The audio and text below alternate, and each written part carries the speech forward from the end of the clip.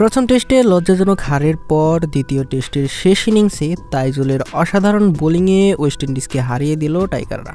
দীর্ঘ 15 বছর অপেক্ষার পর অবশেষে ওয়েস্ট ইন্ডিজকে তাদেরই মাটিতে হারালো বাংলাদেশ। সিরিজের দ্বিতীয় টেস্টে 30 নভেম্বর সাবিনা পার্কে টস জিতে ব্যাটিংয়ের সিদ্ধান্ত নেয় বাংলাদেশ, যেখানে প্রথম ইনিংসে সাদমান ইসলাম ও মেহেদী মিরাজের ব্যাটিংয়ের পর 164 রানেই শেষ হয়ে যায় বাংলাদেশের ইনিংস। এরপর ওয়েস্ট ইন্ডিজকে প্রথম ইনিংসে দাঁড়াতেই দেয়নি স্পিড স্টার নাহিদ রানা।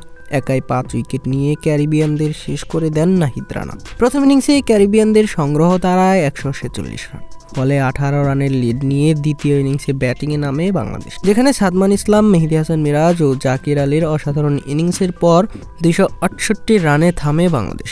এতে ওয়েস্ট ইন্ডিজের সামনে টার্গেট দাঁড়ায় 287 রানের, আর 287 রানের টার্গেটে ব্যাট করতে নেমে রীতিমতো কুপকাত হয়ে যায় ওয়েস্ট ইন্ডিজ। হাসান মাহমুদ, তাসকিন আহমেদ, নাহিদ রানা এবং তাইজুলের ঘূর্ণিতে নিমিশেই উড়ে যায় ওয়েস্ট ইন্ডিজ।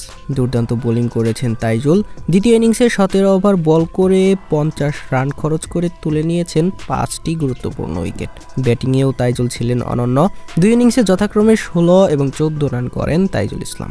আর ব্যাটে বলে এমন পারফরমেন্সের পর ম্যাচ সেরা হয়ে যান তাইজুল ইসলামই। আর এই জয়ে দীর্ঘ 15 বছর পর ওয়েস্ট ইন্ডিজকে তাদেরই মাটিতে হারানোর স্বাদ পেয়েছে বাংলাদেশ। বিষয়টি আপনার কাছে কেমন লেগেছে জানিয়ে দিন কমেন্ট বক্স।